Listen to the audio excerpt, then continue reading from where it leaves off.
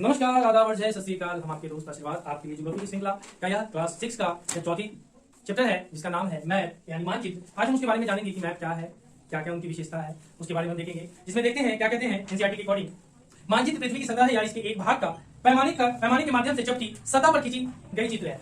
तो फिर इसके लिए हमको एक अर्थ की जरूरत पड़ेगी, क्योंकि बताना पड़ेगा इसके बारे में, या अर्थ की जरूरत पड़ेगी जिसके बारे में बताना पड़ रहा है कि जो मैप है, ध्यान दीजिएगा, ठीक है। थोड़ी चपटी टाइप की होती है। कहा a map is a representation or a drawing of the earth surface or a parts of its drawn on a flat surface according to scale, ठीक है। उसके बाद देखिएगा मैप भी अलग अलग तरीके के होते हैं। अगर मैप की बात करते हैं, there are three types of a map, हम इसकी बात करते हैं, there are three types of a map। एक अगर बात करते हैं फिजिकल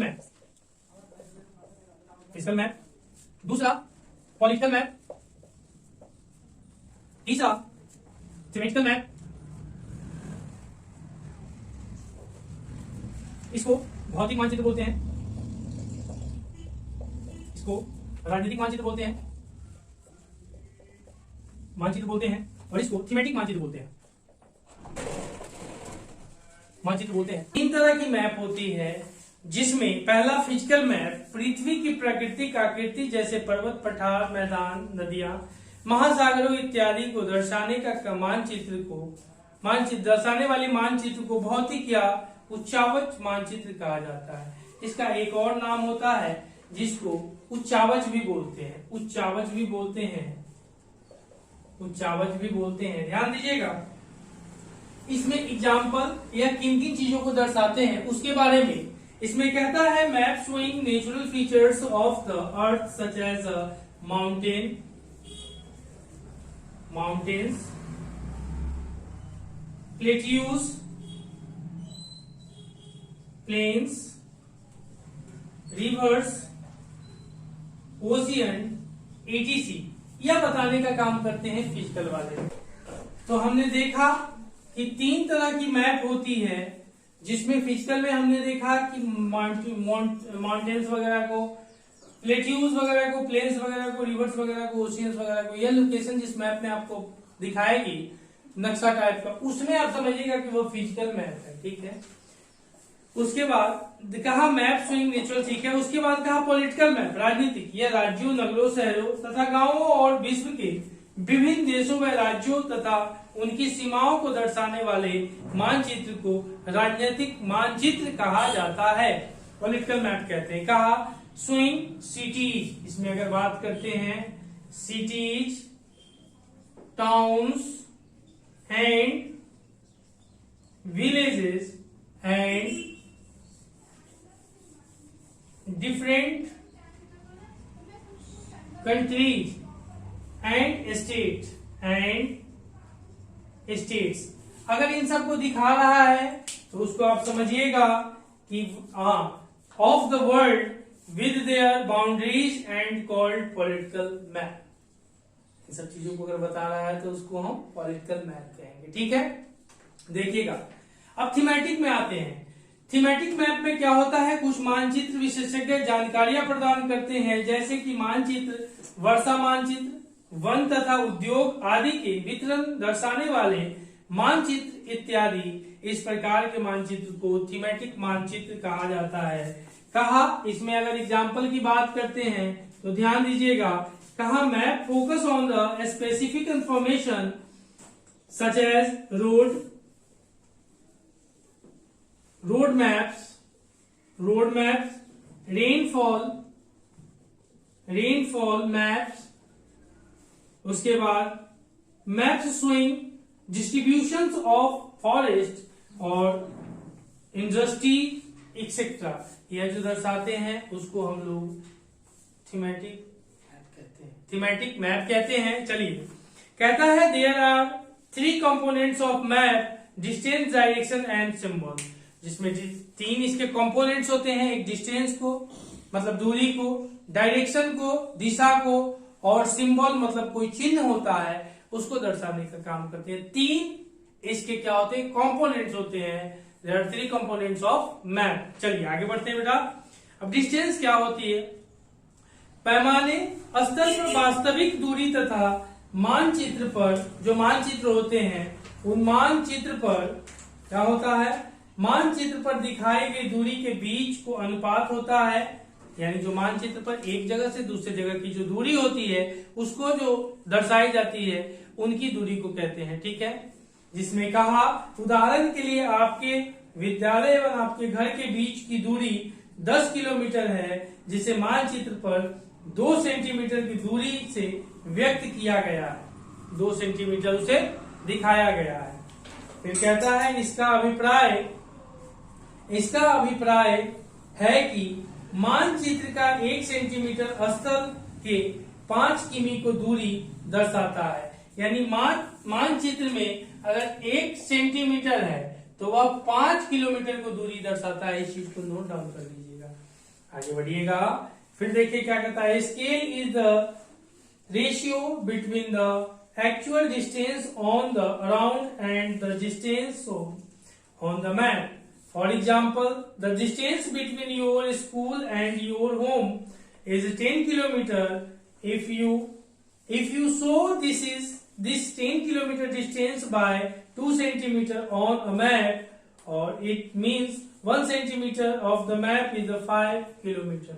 ठीक है, अगर 1 सेंटीमीटर मैप पर लिखा हो तो उसका मतलब 5 किलोमीटर आप समझिएगा। चलिए ठीक है, आगे देखिएगा, जब बड़े क्षेत्रफल वाले भागों जैसे कि महाद्वीपों या देशों को कागज पर लिखना होता है तब हम छोटे पैमाने को उपयोग करते हैं। उदाहरण के लिए मानचित्र पर 5 सेंटीमीटर स्थल के 500 किमी को दर्शाता है, इसको छोटे पैमाने वाला मानचित्र कहा जाता है। ठीक है, जिसमें 5 सेंटीमीटर को 500 किलोमीटर दर्शाता है उसको छोटे पैमाने वाला मैप कहा जाता है, मानचित्र कहा जाता है। आगे देखिएगा, अब डायरेक्शन क्या होती है, दिशा क्या होती है।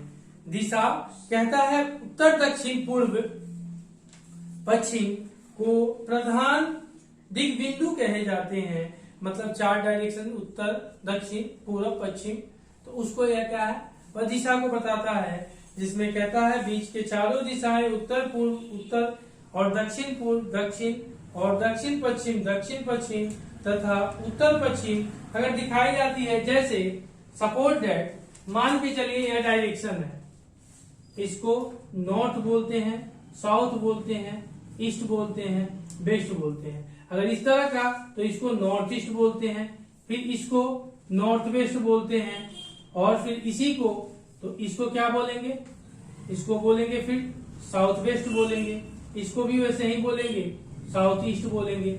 इस तरह से हम डायरेक्शन को बांटने का काम करते हैं। ठीक है, आगे देखिएगा। हाँ चलिए, उसी चीज को आगे कहा कि east west north and south are 4 major direction, they are called cardinal point, और इसी को हम लोग कार्डिनल पॉइंट बोलते हैं। ठीक है, कहा other 4 intermediate directions are north east यानी NE, south east SE, south west and north west. कहा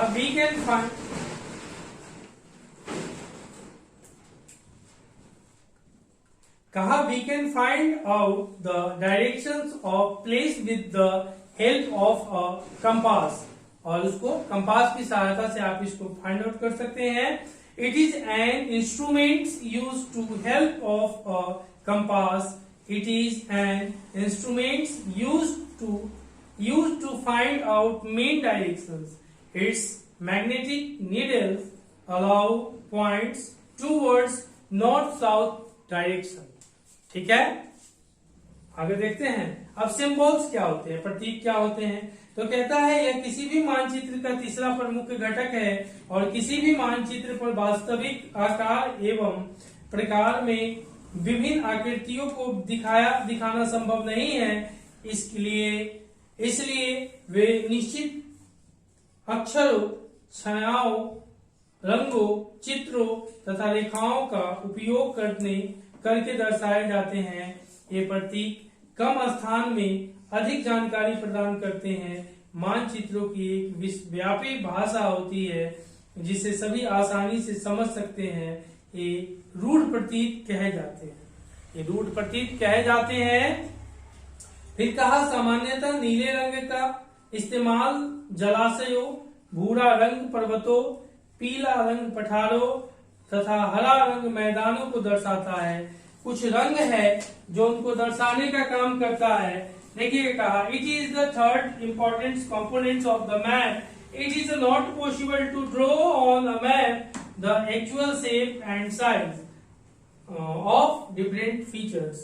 These symbols give a lot of information in the limited space. Maps have a universal language that can be understood by these called conventional symbols. Conventional symbols, for example, generally blue. अगर blue की बात करते हैं, blue is used for showing water bodies. Water bodies को blue दर्शाता है। फिर कहता है ब्राउन, ब्राउन माउंटेन को दर्शाने का काम करता है। येलो फॉर प्लेट्यू को दर्शाता है एंड ग्रीन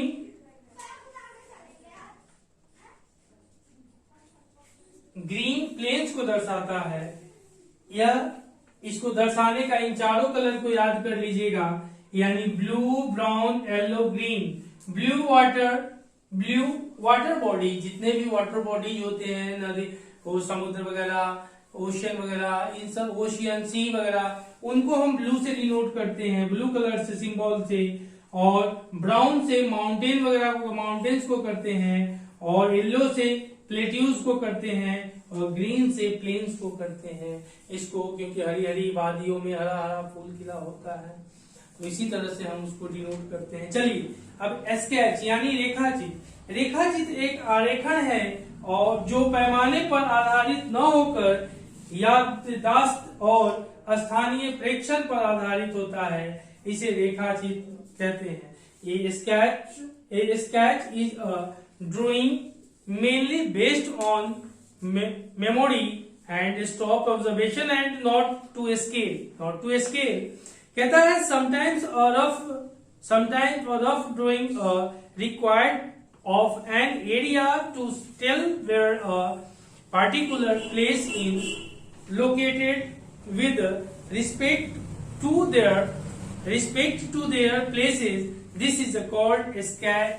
देखते हैं, प्लेन यानी खाका, एक छोटे क्षेत्र का बड़े पैमाने पर खींचा गया रेखा चित्र खाका कहा जाता है। जैसे किसी कमरे की लंबी एवं चौड़ाई जिसे मानचित्र में नहीं दिखाया जा सकता है, उस समय हम बड़े पैमाने वाला एक रेखा चित्र खींच सकते हैं, जिसे खाका कहा जा सकता है। Plan is a drawing of a small area on a large scale, for example the length and the breadth of a room which cannot be shown in a map. At that time, we can refer drone to a scale called a plane. ठीक है, इस चीज को हम यहाँ पे देखते हैं। तो यह कक्षा आपकी समाप्त होती है। अब अगली कक्षा में फिर हमारी मुलाकात होगी, जिसके बाद हम ज्योग्राफी की 5वीं चैप्टर को पढ़ाएंगे। तो आज हमारी इस कक्षा को समाप्त होती है।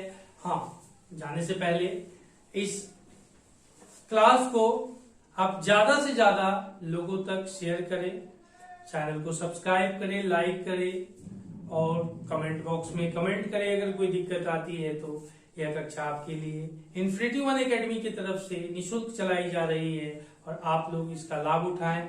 फिर अपनी कक्षा कल रैपिड एक्स की भी प्रारंभ होगी। तो चलिए अब फिर कल मिलते हैं। जय भारत, जय हिंद।